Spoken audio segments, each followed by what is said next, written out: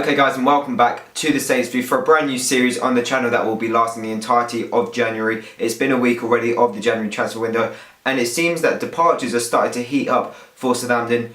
One player's already gone, one's about to leave, and it looks like we're not actually being linked with too many star signings. So stay tuned for all the latest on Southampton's transfer news. This is the Saints View Transfer Roundup. Now to start off, I think is the most important bit of business that's happened, well really the only bit of business that has happened with Southampton so far this window. Stephen Davis, club captain, has departed Southampton after 6.5 years. He's gone to Rangers on loan, and it basically means that he's not going to play for us ever again because his contract is up in the summer. He clearly doesn't want to sign a new one, or he clearly hasn't been offered one. He is getting on, and as much as it hurts to see him go, I think it's the right move for both parties. Davis joined in 2012 in the summer, just before our Premier League season back in the big time began, and he started off with an instant impact, didn't he? A goal on the first day away at the champions Manchester City to give us a 2-1 lead. Okay, we lost the game 3-2. Very memorable, and I'm sure he'll live long in this in the hearts of Southampton fans. He got a good couple of goals as well. My personal favourite memory of Davis is his brace at White Hart Lane, which essentially clinched Europa League football for us in the next season and clinched that 6th spot. Spurs had just lost the title at that time, and they went on. We got them at the best time basically, and yeah, Davis out of all people got a brace against an informed Tottenham side, and the limbs in the away end that day were pretty special. And of course, is like you can see in the picture, he got a goal against Brighton last season. He got a couple last year. Got one disallowed in the Carabao Cup a couple of weeks ago actually against Leicester, as we remember. Redmond was apparently handball. We know all about that, and yeah, I think it's a shame the way it's happened. I would have really liked to have seen him be given a sort of Cesc Fabregas kind of game where we know it's his last game. So like if he'd come on against Derby, something like that, I think that would have been a nice send-off. But instead, it's not happened. Okay, he's gone. He's gone to play for one of the best midfielders in recent generations. Obviously, Steven Gerrard is manager at Rangers, and I really hope that he can push them to win a Scottish Premiership title, because that'd be fantastic.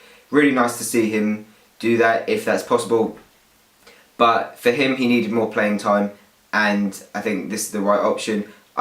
We didn't need to cash in on him. We wouldn't get much transfer fee anyway, so yeah, I think this deal suits both parties. It's a shame, but we knew it was happening for quite a while, and look, he sent a really nice message on the social media saying how much the club means to him, and I can definitely see him being counted as a club legend. Because he is 6.5 years service, fantastic.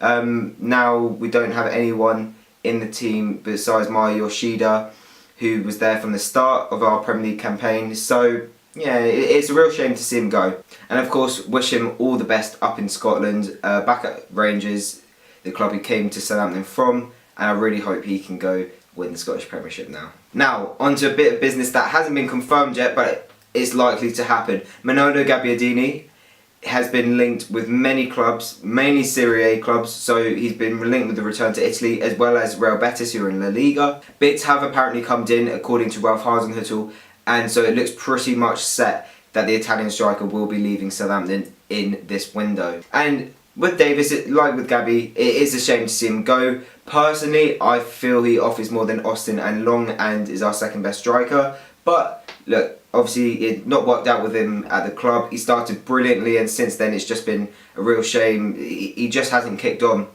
So look, it is what it is. He's going. Hopefully we can cash in maybe 10-15 million euros on him. I think that'd be a decent transfer fee, but for me, I still think if we're going to be selling players, we really need to use their transfer fees for our own new players, because we could really do with a couple of additions. And I'm going to go into that in a minute, because there are clearly some additions that we need, and I'll give my opinions on where we need to strengthen. But staying with Manolo, he's got the one goal this season. That was the goal against Watford.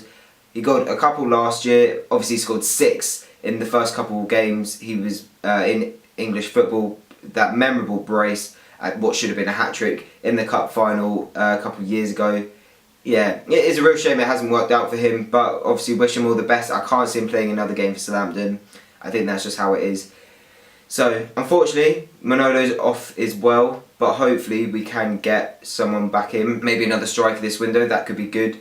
I think Obafemi's been given a good backing by the manager, so I'd like to see more of him. Hopefully Ings can stay fit. He's out for another couple of weeks now, but when he's back, we really need him for the rest of the season. But now for a bit more positive news. It looks like winger Josh Sims is coming back early from his loan spell at Reading. That just hasn't worked out for him, and lots of fans are looking forward to seeing him back. It was reported recently that he will be getting his loan spell cut short as new manager Jose Gomez doesn't like the look of him for whatever reason. The Reading Chronicle has picked up on that as well, so it just seems like a matter of days now until it's been announced by the club that Sims has returned back to his parent club. The 21-year-old has looked like a real sensation when he started, but it just hasn't worked out for him too much. He still looks like a really positive player that could easily get into our first team, I think. We need a winger, and maybe he's the guy that we need. It seems like Hasenhüttl's philosophy will suit him, front foot football, and for whatever reason it hasn't worked out at Reading. Okay, that's our benefit and their loss. They haven't used him, he's been on the bench a couple of times, haven't even been involved in squads at all, didn't manage to get a goal at Reading, which is really disappointing as well because he still hasn't scored for us. So hopefully we can integrate him into our team for the rest of the season if he is coming back and not send him out on loan to another club. I think that's really important. We use him because Jake Hesketh and Jake Flanagan, who have come back from loans at Burton, I don't think they're going to be used. So this guy, when we need a winger, he could really be the man to give us some goals and a bit more threat up front. But just going off topic a little bit, if you do like this new setup, guys, do let me know. Put it in the comments, tweet me, DM me, whatever. Do let us know because I think this could definitely work, having the monitor in the background. But now let's go on to our targets that I think we should be looking at. It's still early on in the window, it's early on in the month. And for me, we need to be looking at maybe at least 2 players, a centre-back and a winger. I think defensively, we've been shocking the majority of the season.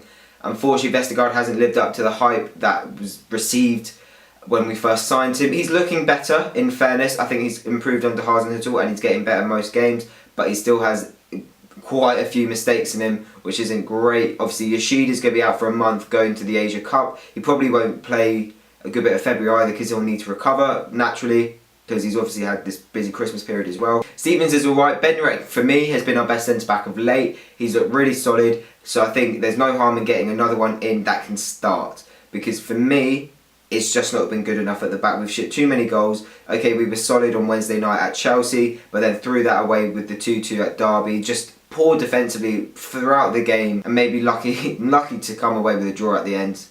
But then, like I've been saying on social media as well, a winger I think is quite important. Redmond's been in great form, but he's sort of carrying the team a little bit now. So maybe that winger is Sims. If we're on a budget, it will be Sims, bringing him back into the side. But for me, in all honesty, I haven't really thought about the transfer window. I'll be honest with you. I said it in my live stream for Talk Saints on their Instagram last night.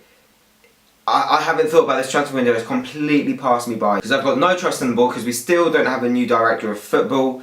And okay, they did really well to get Hasenhüttl in, but I don't know how much he's going to get to spend. He'll have an idea of players that he wants, but for me, I think it's important we stay up because in the summer we've got a really good chance of recruiting some good players that Hasenhüttl will attract. But I think this window is not going to be so easy, unfortunately. Patrick Herman's been linked with us. He's at Gladbach. He's a winger that, I'd be happy to see come to the club. Hasenhüttl clearly likes him. However, it's unfortunate that Torgan Hazard seems to be going to Borussia Dortmund, so they're not going to offload 2 wingers. They're going to need to keep Herman.